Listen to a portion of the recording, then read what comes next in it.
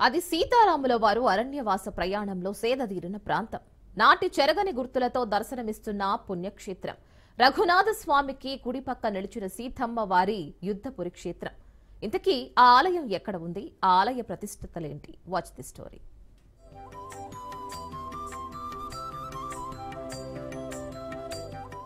భారతదేశ చరిత్రలో నూజివీడు సంస్థానానికి ఎంతో ఘన చరిత్ర, ప్రాముఖ్యత ఉంది. వందల సంవత్సరాల చరిత్ర కలిగిన నూజివీడు ప్రాంతంలో అత్యంత మహిమ కలిగిన ప్రాచీన రఘునాథస్వామి ఆలయం ఉంది. ఈ ఆలయ ప్రత్యేకత ఏంటంటే, భద్రాచలంలో రాములవారి కళ్యాణం జరిగిన అనంతరం 3వ రోజున ఇక్కడ స్వామివారి కళ్యాణం జరుగుతుంది. ఈ ప్రాంతంలో సీత, రామ, లక్ష్మణులు సంచరించినట్లుగా చరిత్రకారులు భావిస్తున్నారు.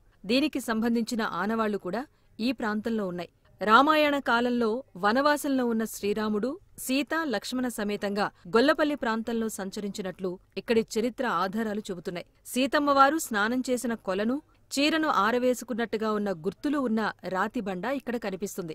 అంతేకాదు, రఘునాథస్వామివారి ఆలయం పక్కన ఉన్న బావిలో రాములవారు ఆనాడు వేసిన బాణం ఉండటమే దానికి నిదర్శనం. వారు వనవాసం చేస్తున్న సమయంలో సీతమ్మవారికి దాహం వేయగా రాములవారు ఒక బాణాన్ని భూమిలోకి వేశారు. బాణం తగలగానే భూమి నుంచి జలం ఊరటంతో సీతమ్మ దాహం తీర్చుకున్నారంట. ప్రస్తుతం ఆ జలధార ప్రవహించిన ఏరుకు రామిలేరు అని పేరు వచ్చింది. అందుకే ఈ ప్రాంతం మహిమ కలిగిన ప్రాంతంగా పేరు గడించింది.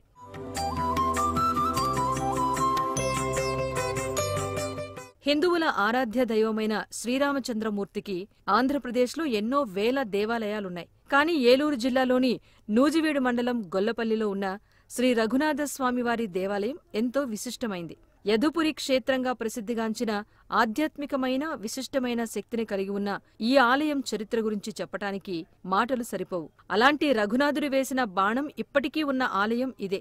త్రిలోక సంచారి అయిన నారద మహర్షి స్వయంగా ఈ ఆలయ మహత్యాన్ని తెలుసుకుని హరిత మహర్షికి అత్యంత మనోహరంగా వివరించారంట.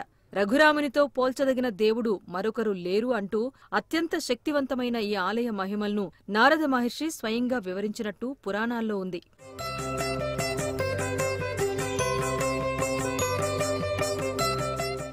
ఈ క్షేత్రాన్ని దర్శించుకోవటానికి రాష్ట్రంలోని నలుమూలల నుంచి భక్తులు ఇక్కడికి తరలివస్తూ ఉంటారు.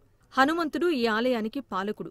ఈ ఆలయం చుట్టుపక్కల హనుమంతునికి సంబంధించిన ఆలయాలు కూడా ఉన్నాయి. రాములవారిని సీత, లక్ష్మణ సమేతంగా గొల్లపల్లిలో ఏర్పాటు చేసిన సమయంలో ఇద్దరూ గొల్లలు స్వామివారికి అభిషేకాలు, ప్రత్యేక పూజలు నిర్వహించేవారని ఈ ప్రాంతవాసులు చెబుతున్నారు. ఆ తర్వాత మల్లవల్లి గ్రామానికి చెందిన జంపన్న, వెంకన్నభట్టు, పల్లెరమూడి గ్రామ నివాసి అయిన ఒక సాధారణ వైశ్యులకు స్వామివారు కలలో కనిపించి గుడి కట్టాల్సిందిగా వారిని ఆదేశించటంతో వారి శక్తి మేరకు ఒక చిన్న గుడిని నిర్మించినట్టుగా తెలుస్తోంది.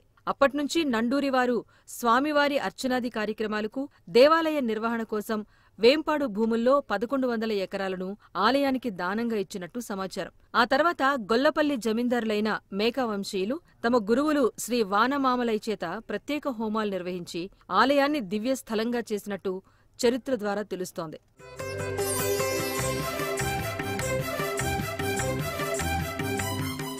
ఈ దేవాలయంలో చైత్ర శుద్ధ ద్వాదశి నాడు స్వామివారి కళ్యాణం జరుగుతుంది. దానికి కారణం రవాణా సౌకర్యం లేని ఆ సమయంలో భద్రాచలంలో శ్రీరామనవమికి జరిగే స్వామివారి కళ్యాణంలో పాల్గొని ఆ కళ్యాణంలో వినియోగించిన తలంబ్రాలను, ముత్యాలను ఇక్కడకు తీసుకొచ్చి స్వామివారి కళ్యాణంలో వినియోగించే తలంబ్రాల్లో కలపటం నేటికీ ఆనవాయితీగా వస్తోంది. 600 సంవత్సరాలు పైబడి చరిత్ర కలిగి ఉన్న ఈ ప్రాచీన గొల్లపల్లి రఘునాథస్వామివారిని దర్శించుకుంటే సర్వ పాపాలు వైదొలుగుతాయని, స్వర్గానికి వెళతామని భక్తుల విశ్వాసం.